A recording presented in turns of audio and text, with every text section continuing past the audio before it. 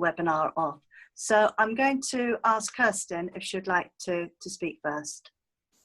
Right, well, my name's Kirsten Elliott. I'm a local historian, been a guide to Bath, and in 2012 for Bath Festival, my husband, Dr. Andrew Swift, and I did a walk on slavery, which we called the Respectable Trade. And from that, he is now working on a book. I mean, he's working on it now, because obviously this seems like a very good time to bring it out. And I know it's not a popular view, it turned out not to be a popular view, but the fact is that Georgian Bath is a monument to the wealth generated by slavery. Do you want me to go through the whole thing here now, Dina? Yeah.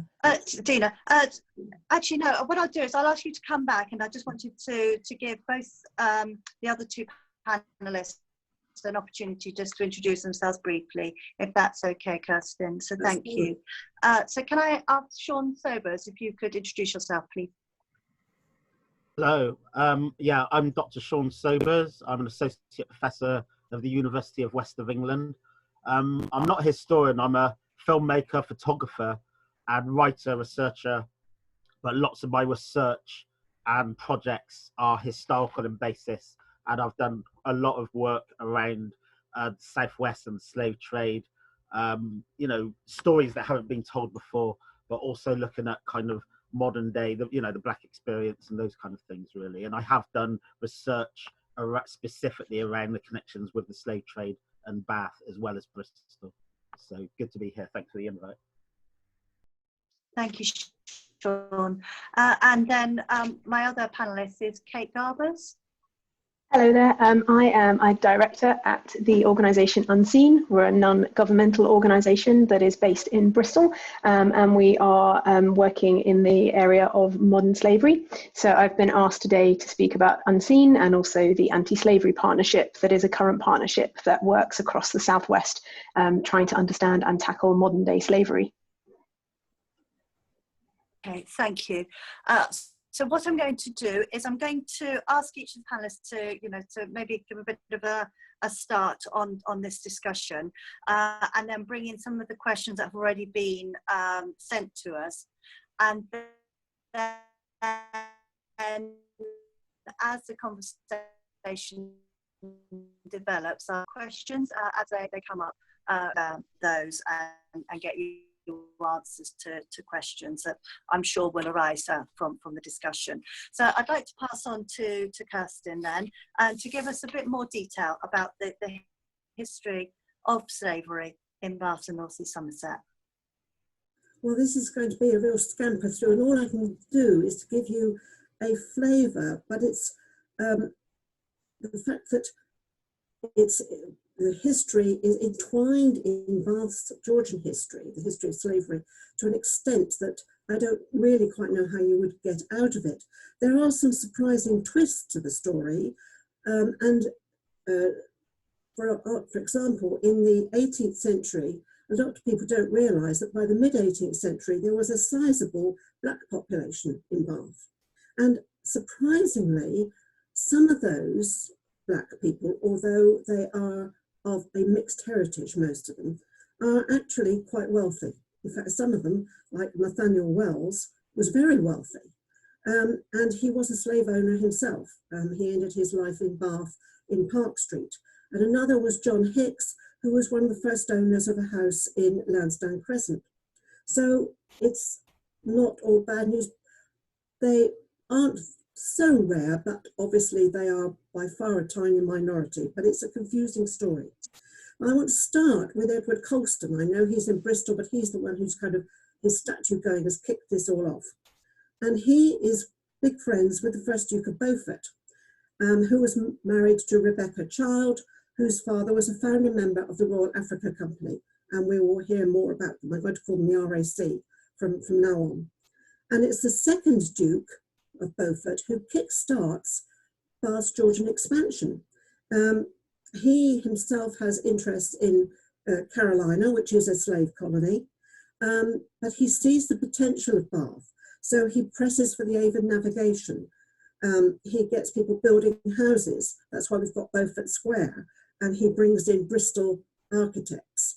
So it's really this kick-starting thing, but the Avon navigation is important as well, because the wealth pouring into Bristol means they want posh houses and they'd like Bath stone, but there are also the brass mills, and what they are sending out what they call hollowware or guinea to the guinea trade, and this is being sold to the black slave traders in Africa in return for slaves. I think that the black slave traders didn't have a very good deal out of this, but that's beside the point. And he appoints the first Master of Ceremonies, Captain Webster. I think he proves unsatisfactory. Bonash comes from Swansea, which was owned by the Duke of Beaufort, and lo and behold, we have Bonash as Master of Ceremonies. Seeing the potential, another aristocrat from a totally different political viewpoint is the Duke of Chandos. And I'm hoping we've got a picture of his house. Yes. He was dissatisfied with his lodgings in Bath, and he decided to build lodgings. And he was basically a crook, let's be blunt. And he was a leading figure in the Royal Africa Company. Now he wants an architect for these houses, a nice young architect he can sort of order around. So he almost certainly turned to another director of the RAC, Robert Benson, Lord Bingley, for advice. And working for Benson was the young John Wood. And that's how John Wood ends up in Bath, not in the slave trade himself, but it's thanks to those connections that he arrives here. And other builders as well end up with connections to the slave trade. Thomas Jelly, architect and builder, starts out just as a builder, becomes an architect, makes so much money he can educate his sons, and two of them go off to Jamaica and end up with plantations. But there are other more subtle links to slavery as well. Banking. One of these very, very wealthy men was Richard Marchant. He may have been a Quaker, but he loved money. And he ends up fabulously wealthy in banking. And it's the banks, our banking system is set up originally to provide credit for slave trading, because if you're going to run a slave in the slave trade, you need credit. And also, a lot of West Indians, white West Indians, come to Bath for their health, bringing with them black slaves and servants. And they pour wealth into the city economy. The city doesn't always give them health in return, and you can see that if you go in the Abbey, because there's just loads of monuments to them. And one example, so all the lodging house keepers, the shopkeepers, they are all profiting from this wealth. And one who profited from their wealth was Thomas Gainsborough. So shortly we're going to be looking at some of his pictures. And I'll keep on talking. So on the way down to the Holborn, because these pictures are in the Holborn, we'll go past Pulteney Street. Now Pulteney at the moment seems to be selected to be a bit of a villain, but in fact, the Pulteney family, as far as we can tell, as far as research shows, weren't actually slave owners. It's not until William Johnston marries Frances Pulteney that the slaves appear, because he's the one who owns slaves. But he does always keep the Pulteney affairs separate from his own family's affairs. So I've been talking to somebody who's researched them, and as far as he can tell, no slave money actually went into the Pulteney estate in Bath. And if you're going to be a slave in the 18th century, you're probably better off being with the Johnstons than just about anybody else, because they did in fact try to look after their slaves. And in Grenada, one of the Johnston brothers took a man to court for torturing and being cruel to his slaves. So it's a mixed picture. But Henrietta Laura Pulteney, of course, ended up with slaves by inheritance, and other members of the family do likewise, as they inherit shares in plantations or inherit or obtain by marriage.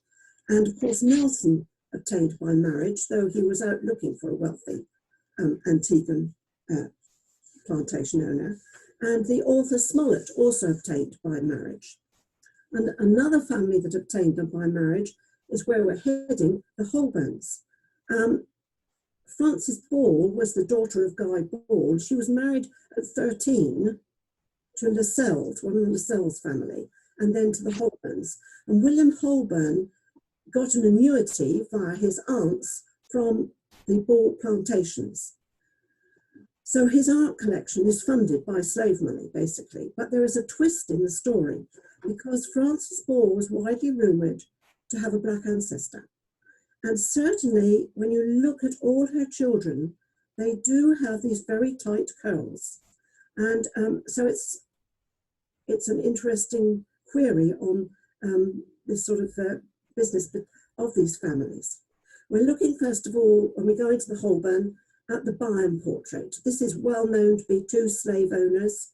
And the Holborn have acknowledged this. They've put up a notice about this. But the second one I want to look at is Rice Charlton. That's Gainsborough's doctor. Here he is. And sorry, I'm looking at the chat at the bottom. He probably did very well out of all these poorly West Indians, but he's in Bath, so what connection does he have with slavery? Well, his father was a Bristol apothecary, owned quite a lot of property, some of it in Guinea Street. That's the very same Guinea Street that David Olusoga has been looking at the house in time. But he also had a part share in a slave ship, Phoenix, and so it is slave money that pays for Rice Charlton's education to become a doctor in Bath. And finally, I'd like to see the picture of Robert Craggs Nugent. He was actually the MP for Bristol, the Whig MP for Bristol, and he very much supported Bristol's slave interests. But he lived in Bath at 11 North Parade. He had a habit of marrying rich widows, not all at the same time, you understand, one after another, one of whom was a daughter of Henry Drax, one of the biggest plantation owners in the country. Her brother was on the committee of the new assembly rooms, that's what we just call the assembly rooms, along with James Lee Perrott, whose wife Jane, of course, came from a plantation-owning family in Barbados. Now, there was a picture of him, also by Gainsborough, in the Bristol Lord Mayor's office, and it showed him with a copy of the 1750 Act, which converted the RAC to the African Company of Merchants. He was enthusiastically pro-slavery.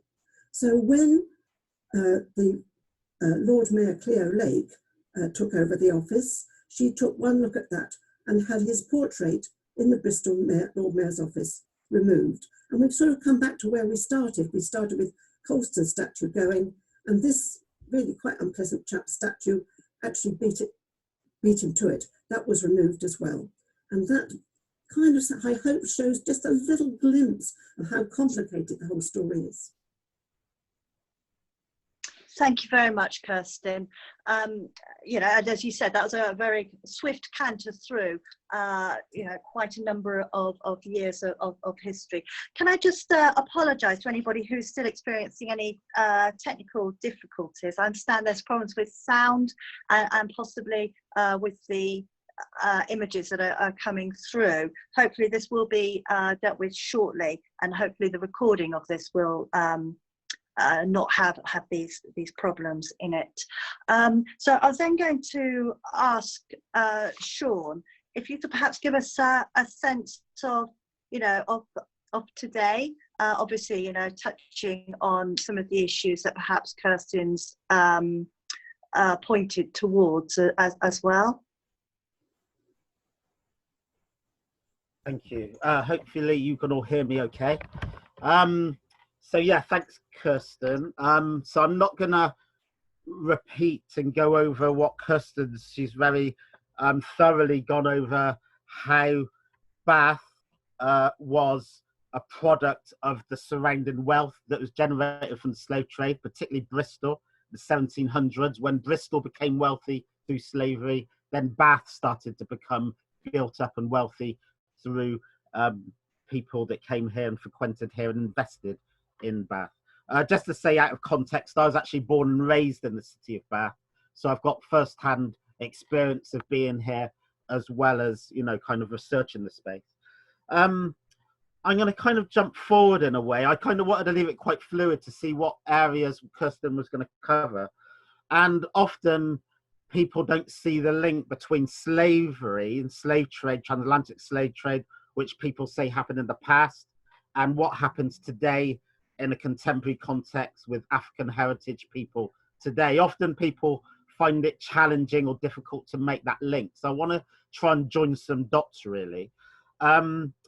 So, you know, we're used to this phrase today called the African Caribbean. Yeah, I'm an African Caribbean. Both my parents were born in Barbados. The African slave trade, the transatlantic slave trade, invented the identity of the African Caribbean. My ancestors were taken from West Africa, so the ships, actually Bath stone was used as ballast in the ships that left Bristol. So there's actually Bath stone in West Africa that built up part of the fabric there. So ships left here, left from Bristol, ballast taken from Bath, went down to West Africa, picked up enslaved Africans. I never use the word slave because people are people. They're not slaves, they're enslaved. It was a state forced upon them. So I never use the word slave. They're enslaved. So Africans were enslaved, taken across to the Americas, to the American mainland, as well as to the Caribbean. And then produce was brought back to England, back to Bath, back to Bristol, and then that's how the wealth was generated. So, and my ancestor was taken from West Africa over to, in my case, Barbados. Barbados then became plantations, was used for chattel slavery and the horrors. I'm not going to get into the horrors in terms of, you know, I'm sure you've all seen the stories and seen the films, but, you know, the horrors that went on in those plantations are unimaginable in terms of today's kind of situation.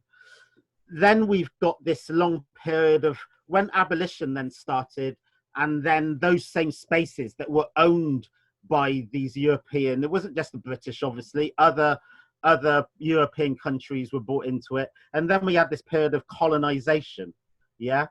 After abolition, those spaces became colonized. And then now we have this word called the Commonwealth.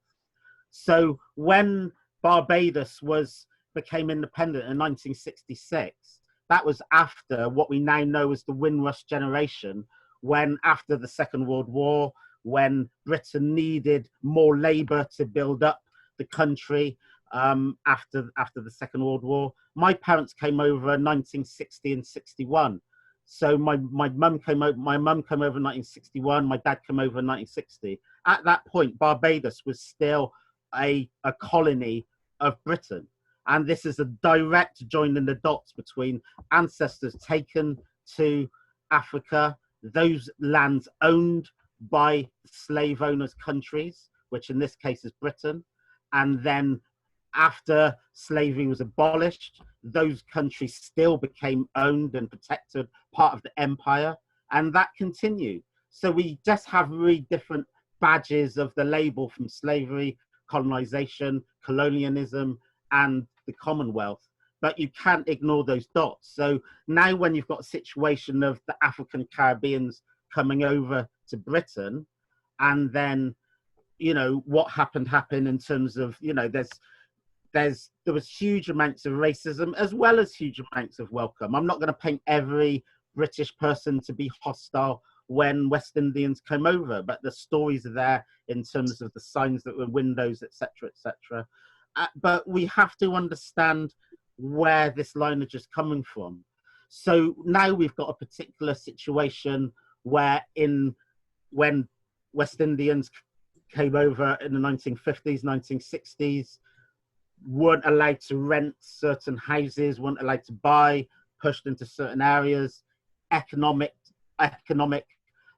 gaps between the rich and poor became what it was. So when you're seeing a situation today where there's a large proportionate amount of African Caribbeans that don't own businesses, that are economically struggling, you know, these things don't happen in a vacuum.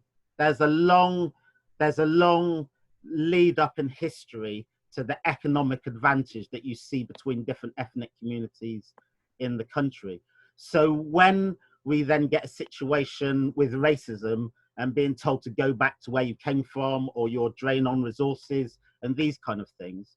We have to be very real and honest about where this situation has come from and how this has happened.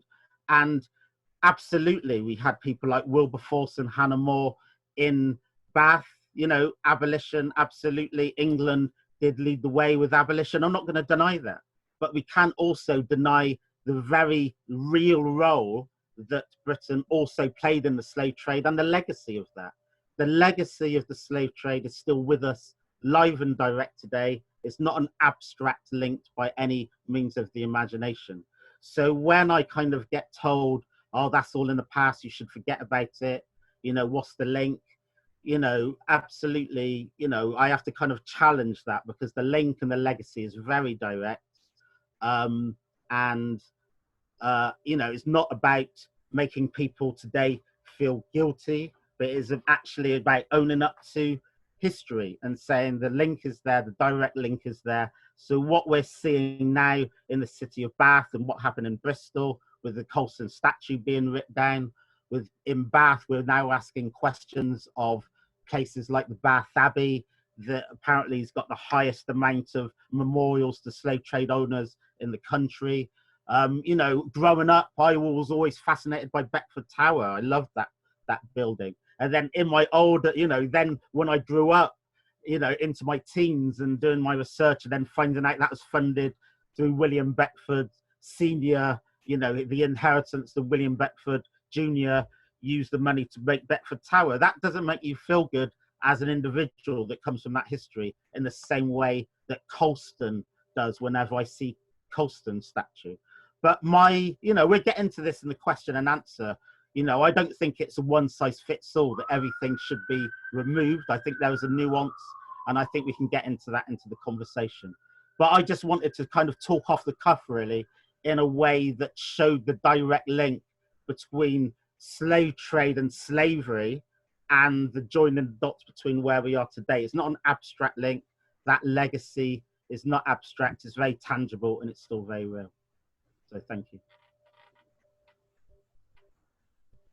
Thank you very much, Shawn.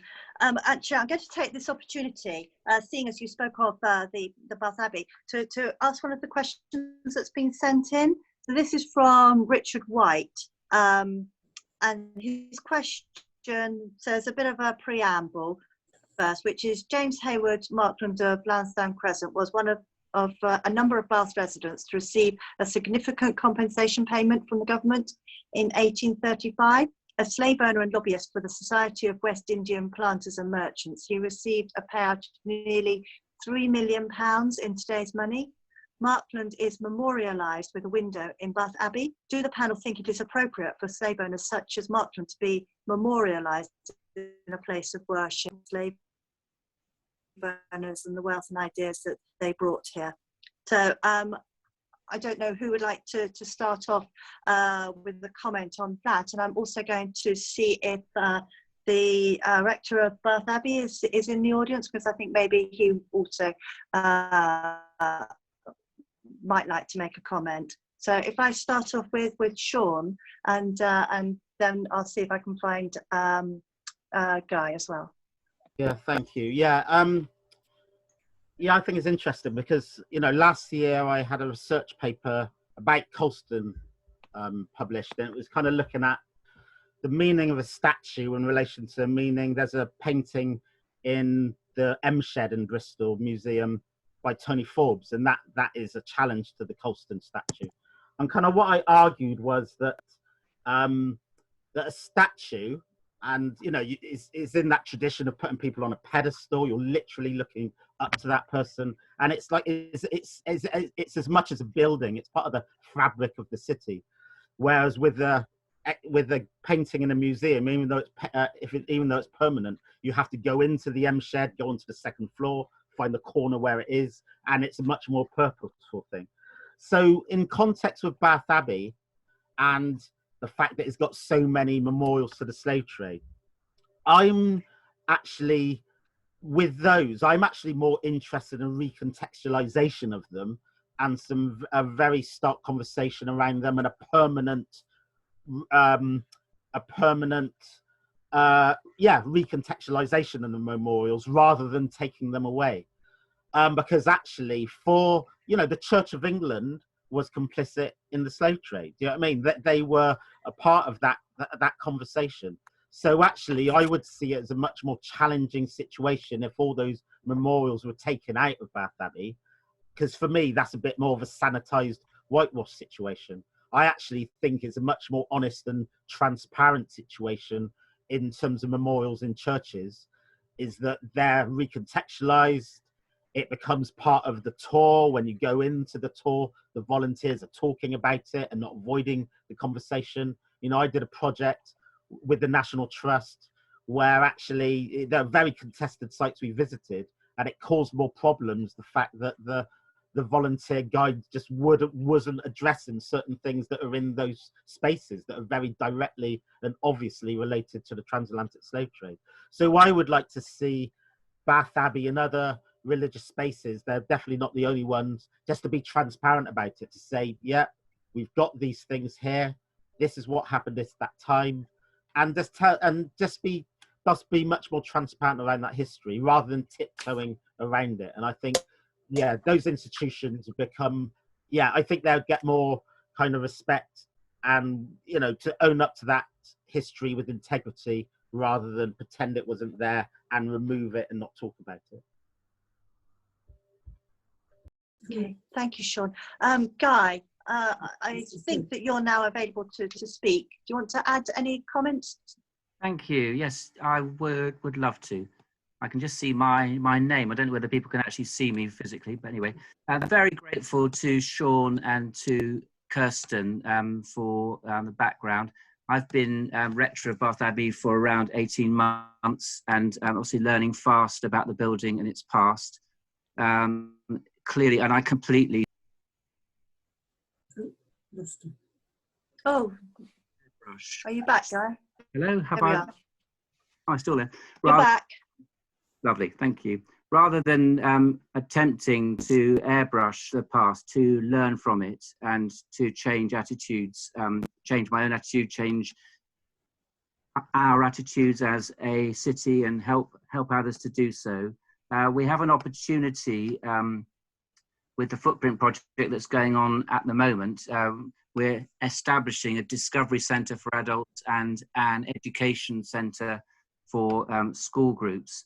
And there is a golden opportunity to actually make sure that we really do learn from the past and seek to change attitudes in the present and for the future. So I'm very grateful for that. We have started to do more research into the wall memorials that you refer to, and obviously finding out if there is, what I'm really hoping that we'll find is that there is nothing that is actively glorifying anything to do with slavery in the past. Private family memorials to those who had plantations on the wall may need some sort of general commentary, but if there is anything which is specifically offensive, then obviously we would have to consider either taking it down or covering it up or putting a particular statement next to it, and we're in the process of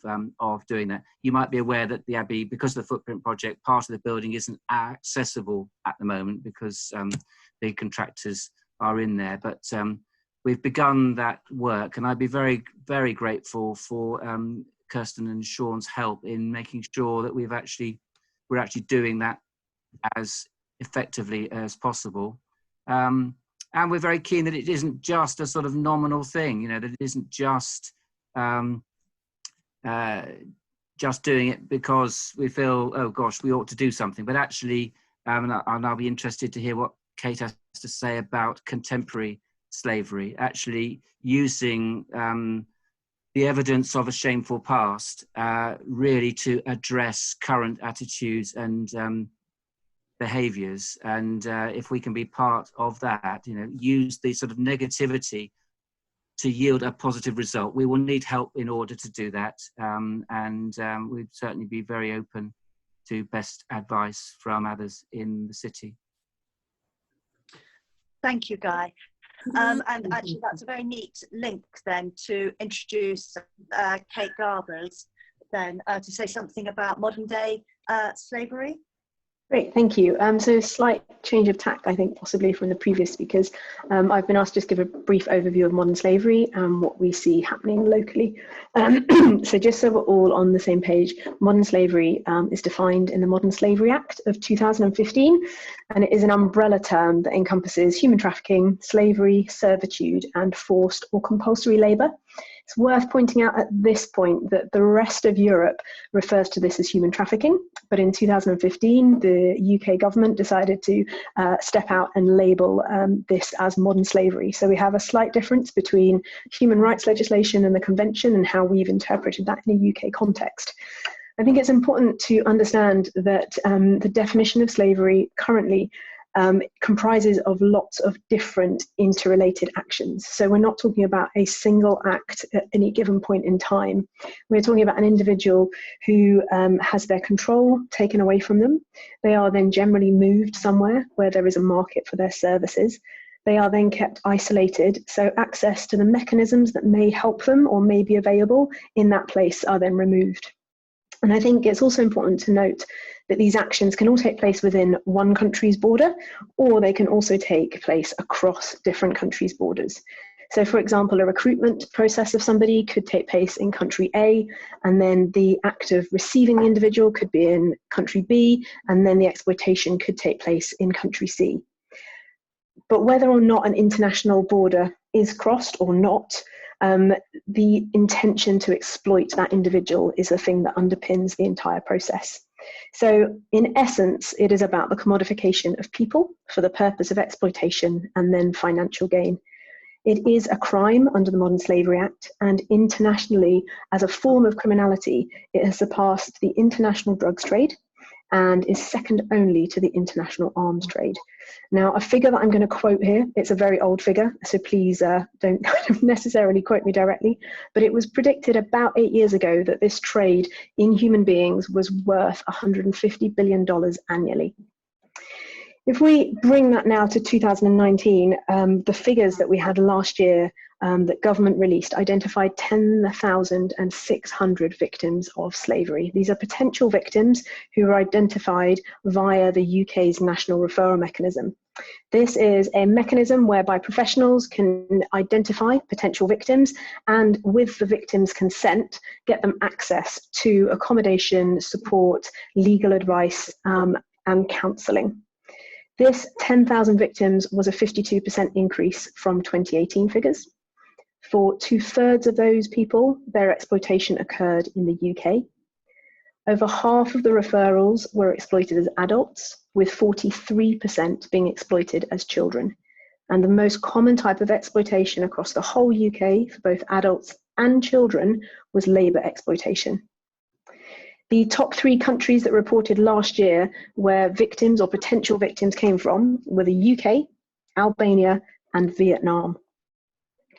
So Unseen is a UK-wide slavery charity or modern slavery charity, and we do 3 things, or we try to. We try to empower survivors, and we equip stakeholders, and we try and influence change. So we have direct survivor support services for men, women, and children. We have safe house accommodation. We have community-based outreach projects. We also provide free advice to potential victims, to frontline professionals, to businesses, and the general public via the Modern Slavery Helpline.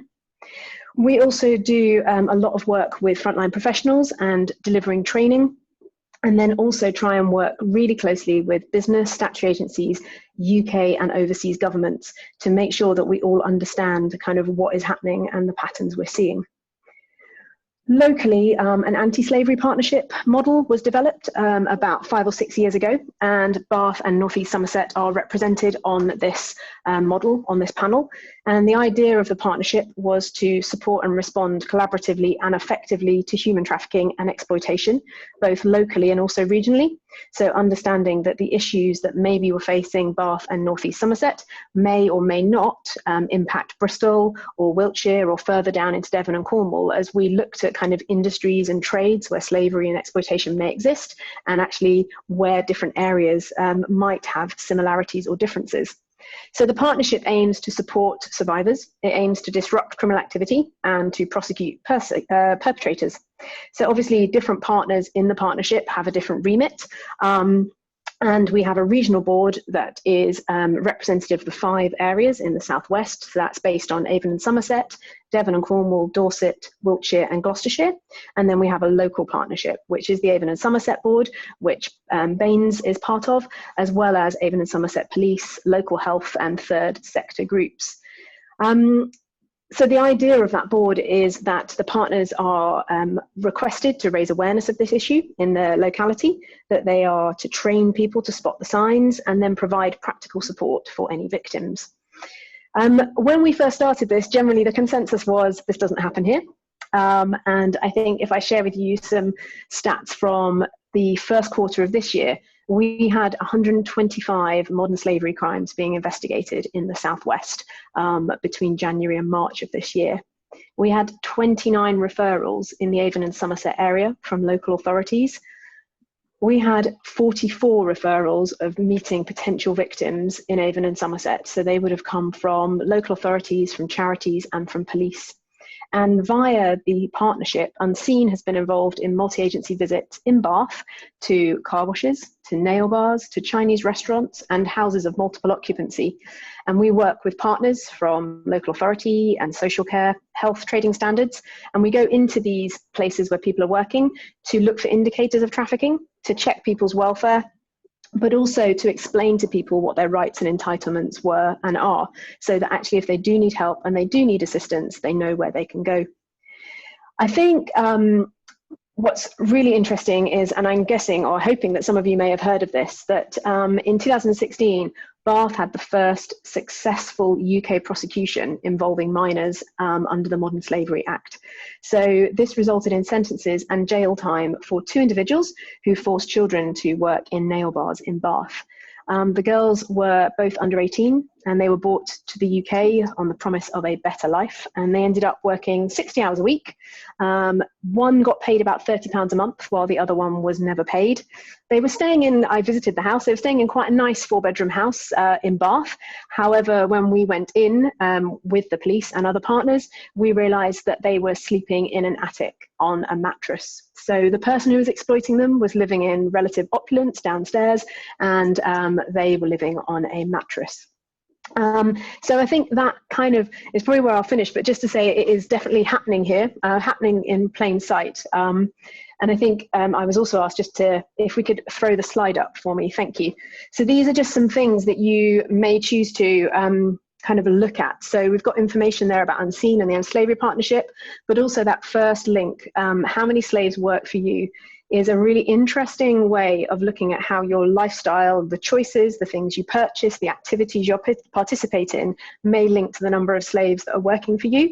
So I've worked in this sector for 12 years, and the last time I did this, I had 37 slaves working for me, from the technology that I purchase, from the food that I buy, from the car that I have. So even with everything I know, there is still work for me to do as an individual. There's then training opportunities as well. You can learn the signs, how to spot the indicators, what your role is if you're a first responder. We can also help businesses look at obligations under the Modern Slavery Act and what they need to be doing. Then I think the Modern Slavery Helpline is probably one of the most important things. If you come across something, or if you are worried about something, this is a free resource that anybody can call and they will be able to give you advice. And linked to that, there is also an app that you can download from the App Store on your phones.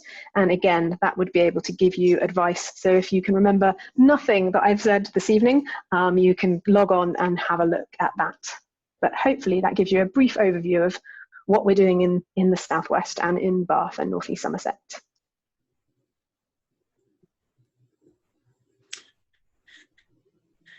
Thank you very much, Kate. I'm sure many heard, and actually I think that leads, so how we feel about modern day slavery, actually I think does have an influence on how we react to slavery and enslaved people of the past.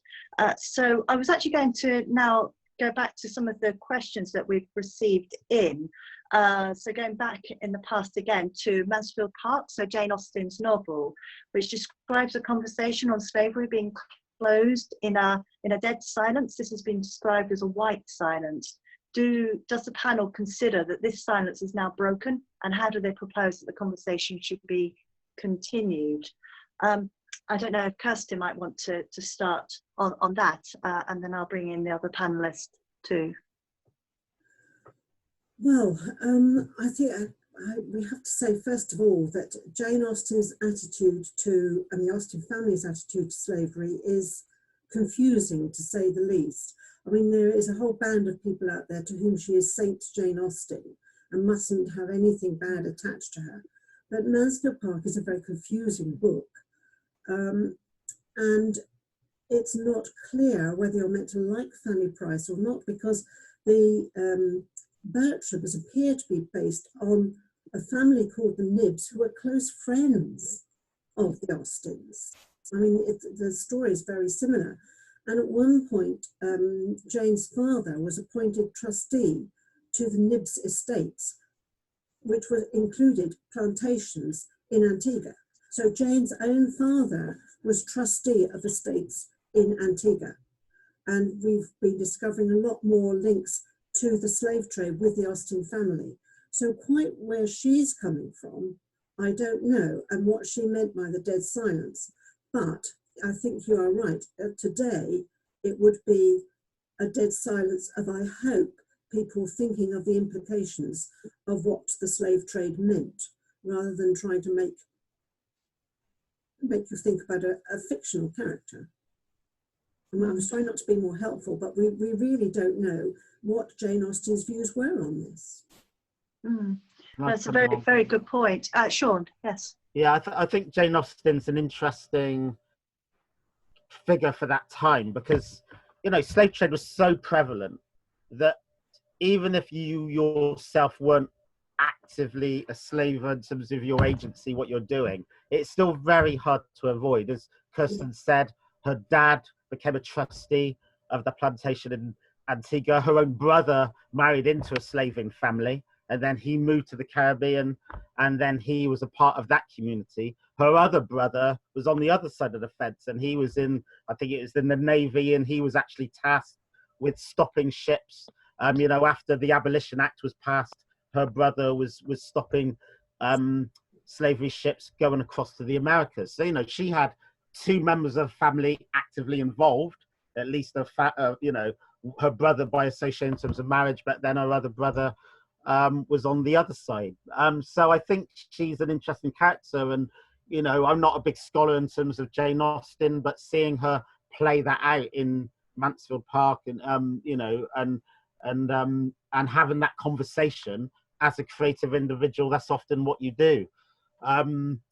But I think in today's situation, you know, well, William Wilberforce is another one. You know, William Wilberforce's daughter was at one point engaged to the son of John Pinney, and John Pinney was a huge slave trader in Bristol. You know, the marriage didn't go ahead, but what conversations would you be having in the families, you know, at that time? So I think, you know, Wilberforce's daughter, Jane Austen herself, they just show that it was so, slave trade was so prevalent, it was hard to be completely, you know, uncomplicit, if that's such a word, really. That it was entwined, particularly if you're in certain levels of society, as they were. You know, they're part of the aristocracy, MP family, etc., etc. You know, and obviously with Jane Austen being, you know, a well-known individual with money from wealth, I think on that level of society, it would be very hard to be completely unattached. But some spoke out about it more than others, and I think that's what we're getting today with the Black Lives Matter movement. And I think it's a wise distinction to make, to say it's not enough now to just be not racist. You have to be anti-racist and speak out about it. And I think it's a very important distinction, because I know plenty of people that are not racist, but I could then partly count on my hands how many of my white colleagues and friends may be anti-racist, or would actively speak out about it. And I definitely think it's a challenging situation, but I think it's a very real situation, because if you think about other types of, you know, crimes against humanity or abuse, you know, with paedophilia, you wouldn't say you're not, that, you know, if you're against paedophilia, you're going to speak out against it if you saw a perpetrator inflicting that act, or if you had a very strong suspicion. And it wouldn't be enough to say, I'm against it, but I'm not speaking out, you know. So I think that anti-racism is a very important distinction that's happened in this Black Lives Matter movement recently. That's a really good point. I saw Kate was nodding. I don't know, did you have something else to add to this particular? I think from the historical point of view, you have two experts that have answered incredible. I just think I was nodding on the Black Lives Matter bit, and the fact that I think for the trafficking sector that I'm representing, it provides a really pivotal moment for us to work out where the structural, systemic and cultural failings in our own sector have been, and to do that with some real purpose and some real meaning. And I think that kind of the notion of anti-racist is a really interesting one that the sector is rightly thinking about and struggling with, and trying to work out what it is that we say and how we do tackle the lack of diversity and the lack of inclusion. And I think, yeah, so that's why I was nodding along. Thank you very much, Kate. Right, what I'm going to do now is change tack slightly about the public recognition of those that have been involved in enslaving others, and to sort of seek some comments really about, so one of the questions that comes to mind is from Richard Wyatt, which is about how Bath will publicly recognise its connections in a physical sense. Will we get more plaques or a central board somewhere? And I think this theme is picked up by others as well, going back to Richard White, about how the city should remember its slave owners and the wealth and ideas that they brought here. And I think there were some comments and questions as well that I saw on the similar theme in the live questions too. So yes, I think I'd like to pass to Shawn perhaps for your first thoughts on this. On is it particularly about memorialisation or schools, or just connect it and they answer? No, this is about memorialisation and how you know, whether as a city, as an authority, if you think it is appropriate, you know, what you think is appropriate. Yeah, it's a challenging one, particularly in shadow of Colston and what might go in the place there and things like that. So I don't have an easy solution to say, you know, yes, it could be a plaque, it could be, what I would say is, you know, how do we tell the story of Bath today? So we talk about the Romans, we talk about the Roman baths, you know. A tangible example I've got is actually that I'm involved with the Fairfield House. I'm a trustee of Fairfield House, which is where Haile Selassie lived. You know, Haile Selassie is a hugely important, you know, international figure, and some say he's probably the most, you know, famous or auspicious individual that's kind of lived here that wasn't from here. And it's been very difficult to try to get that narrative as part and parcel of how Bath infrastructure and tourist industries talk about a city, without it being kind of an adjunct and an addition. So, you know, I think in very practical terms, you know, what's the script on the tour guide? You know, what are the mayor's walks? What are they talking about? How is our city presented in our continual relationship with UNESCO to become a city of UNESCO heritage site? You know, what is the narrative we give out to the world of how we want to be presented as a city? And you can see that very, very basically on websites and those kind of documents that are outward facing. You know, and so it goes back to what I said before about things that are left out and things that are not kind of said really. And often that can be a lot stronger and much more deeply ingrained than a statue, which people might ignore unless they know what it's about. You know, I go and talking about schools. you know, I've been involved in lots and lots of school projects, but the thing about school projects is they start, they have a good impact when they're happening, and then they stop, and then they disappear. Where actually having something embedded in the curriculum, which is going to be there year after year after year after year after year, whether, you know, is a much more healthy and a much more embedded way of doing it, rather than something which just sort of stops and starts. So I would like to see the narrative change. I would like to see those things included in how the city wants to tell its story. That includes inside the curriculum, that includes our bids to UNESCO and other ways that our story's being told in the city. You know, growing up here, I never always really understood why people would come, you know, when you sort of take your own space for granted, don't you? So growing up here, I didn't really understand why tourists would literally come from all sides of the world to come to Bath. It was only when I left, and it was only when I went to university in a different city, then I suddenly thought, okay, now I understand why people come to Bath, because it looked very different.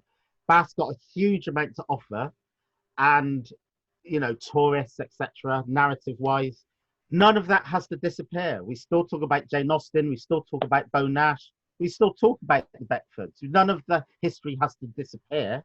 It just has to be added to. And I don't see that as any bad thing, to be adding to a narrative rather than taking away. Thank you, Shawn. Kirsten. Well, I've been bashing on for years about a museum of Bath. We've got the Roman baths, we've got this, we've got that. We have not got a museum of Bath.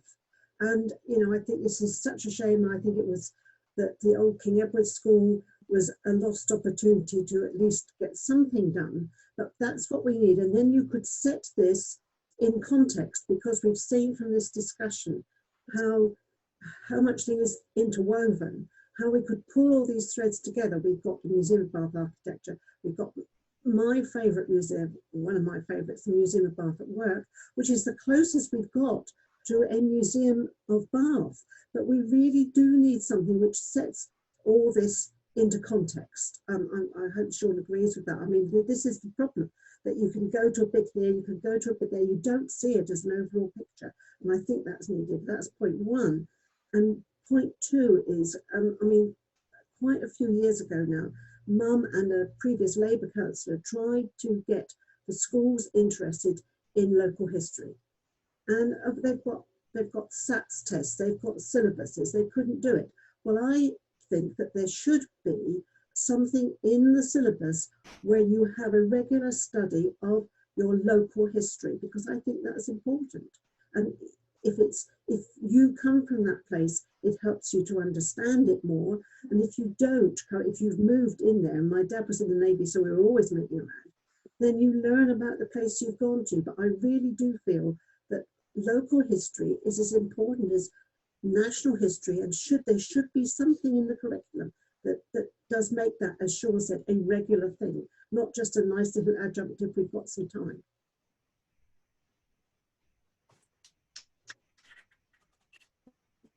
Yes, I think I would agree, and it's how we ensure that schools teach some element of local history. You know, that's going to be the challenge. We're, you know, set up against a world of multi-academy trusts, and are not necessarily about teaching local information to our local children.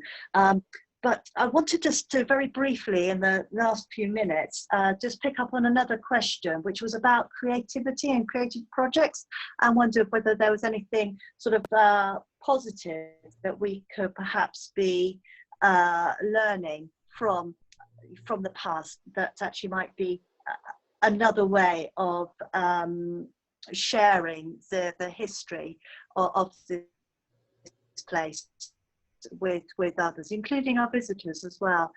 Shawn, if I pass to you. Yeah, I mean, to be honest, that's my career. I mean, my career, a lot of it is working, or has been working with young people, doing creative projects around history. So I did a project working with the Bath Black Families Supplementary School, where we worked with Bath Record Office, and it was looking at Black presence in Bath in the Georgian and Victorian times. You know, that's out there. If you I'll put it in the chat, but if you Googled Hidden Presence Bath, you will find a website that has that film on it. And, you know, that's what I do. What I've come, after doing it for so many years, part of my first, well, I love doing it because the young people getting involved, they get a lot out of it. You learn yourself. But I think part of my frustration is that actually those great works can then just get buried again. So the links might be on YouTube, but unless you know to look for it, then, you know, then it's still buried. One of the projects that I did recently, working in Newstead, which is just in Nottinghamshire, and it was working in a place called Newstead Abbey. And Newstead Abbey is the ancestral home of Lord Byron. Oh God, sorry, my brain's gone slightly blank now. Basically, the house as it is now was funded by William Beckford Sr.'s selling of Quebec Plantation in Jamaica. So the money went from, I can't remember the name of the gentleman he sold it to at the moment, but William Beckford Sr. sold Quebec Plantation in Jamaica. The money went to William Beckford Sr. William Beckford Jr. then built Beckford Tower. So in Newstead Abbey, the money from that sale also then built up Newstead Abbey. I made a film with local people who were doing research into this history to unearth the slave trade connections of Newstead Abbey. And I made a film, you know, it was nice and lovely, everyone was happy. But the thing that I found very promising about that project and how I would want to work in the future is that film is now is in permanent display in Newstead Abbey. So if you go to Newstead Abbey, the film is there, you know, you get to read about it, etc., rather than a project which is about a space, but that outcome isn't actually in that space. So when I've previously worked at National Trust Properties, as I did in 2007, we looked at the slave trade connection between different National Trust properties. You know, we made a series of films, an interactive display, etc. They got toured around those properties, but now that actual thing is sitting in National Trust headquarters in Swindon. So for me, if I'm going to do any more work on this history, this in a creative project, there has to be some commitment and responsibility from that institution to be serious about it and not tokenistic. So I think any creative project should be in those institutions and not buried in a YouTube link where it's hardly going to be found, really. So I say that as someone that's been doing that kind of work for about 20 years. Thank you, Shawn. So very, very briefly, any comments from Kirsten on a creative project? Well, I think Shawn said it already. Or the role of creative projects in I don't know. Oh, I think That's great. Okay, so what I'm going to do, I mean, this has been a really fascinating conversation.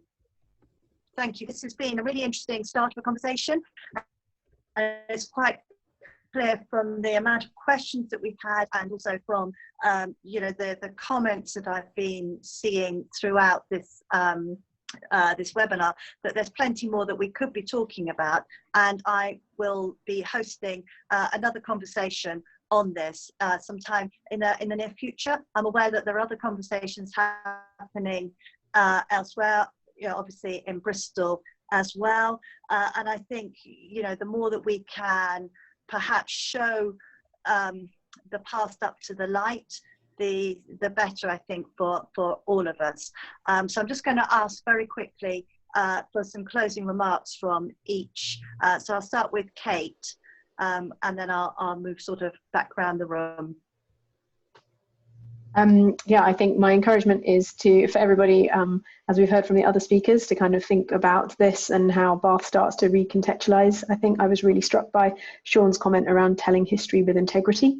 And then I also think the challenge then is, how do we look at what's currently happening as well? And while they are different things, I think they both pose really interesting challenges to the city. Thank you, Kate. Kirsten, so any closing remarks from you? Well, just very quickly to say, of course, I mean, it isn't just Bath. There were slave owners further out into Baines, particularly at Camerton, when the Jarrett family in 1834, with the compensation, got over £14,000 for 745 slaves. The vicar of Wellow, and later he was vicar of Rislington, he had 126 slaves. But, you know, it's no good people in Bath who don't like what we're saying about slavery to say, but it was the same everywhere, because it wasn't. If you look on the Legacies of British Slave Ownership website, slave owners are scattered across the country, but there are about 4 hotspots: London, Liverpool, Bristol and Bath. And Bath did have a disproportionate number of slave owners. And as I said, they acquired it in various ways, but we cannot escape the fact that it is a hotspot for slave ownership. It's slave people. I'm sorry, Shawn. We'll take a note of that one. Thank you, Kirsten, which I think leads the last words to you, Shawn.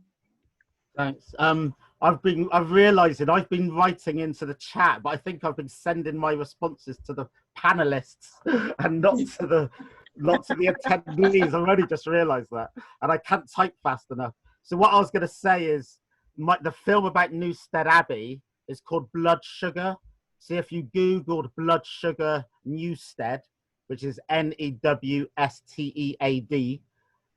should be able to find it. It's on YouTube. You can search for it there. And also Hidden Presence Bath is the other thing I was telling you about. Yeah, I think there is a lot of work to do. I think conversations absolutely need to be had. I think, you know, these things need resources to make them sustainable. I think we do have to be careful, such as in schools, putting the burden on Black children to be asking them what they want to see in the curriculum, because actually, you know, we can't assume that, you know, that can put them in a very difficult situation. I think, you know, this, in terms of the curriculum, it has to be treated as any other development in the curriculum. It has to be invested in, has to be properly researched, and it shouldn't be down to lots of kind of free labour on Black children or Black experts and things like that. That can be also a part of the problem, really. So I think, yeah, for Bath to really go forward with this conversation, it has to be looking at what is the kind of what do we want the city to really kind of look like and feel like, and the values of the city 5 years time, 10 years time. And, you know, Bath doesn't do anything fast. You know, growing up here, I know decisions in Bath can take a generation for plan permission to happen. And I'm not saying it has to be that deep and slow, but I think it does need to be very carefully considered and not knee-jerk reactions, if you like. But we all know that there's something that needs to be done in schools, so that needs to be taken seriously with inset days, teacher training, etc., etc. You know, charitable organisations, young people's groups, they need proper investing in. So I think there is a commitment to funding, because where there's no resources, then what do you get? So I think there's definitely resources that needs to happen. And I actually think Kirsten's suggestion of a museum of Bath is an excellent one, actually. For Bath being the city that it is, yeah, it is strange that we don't have a museum of Bath, actually. I don't really thought about that before. So I think that's definitely something that should be thought about. So, yeah. Okay, well, thank you, everybody. And thank you for your really insightful comments and for, you know, and sharing so readily the information that you have. I hope that you found this to be as interesting as I have, and I hope that our audience has found this to be interesting, and understands, though, that this is only the start of a conversation. and this is something that we will need to continue clearly for some time into the future. So thank you, everybody. Thank you, my panelists, and thank you to our viewers for watching as well. Okay. Thank you, Thank you very and much. good night. Thank you.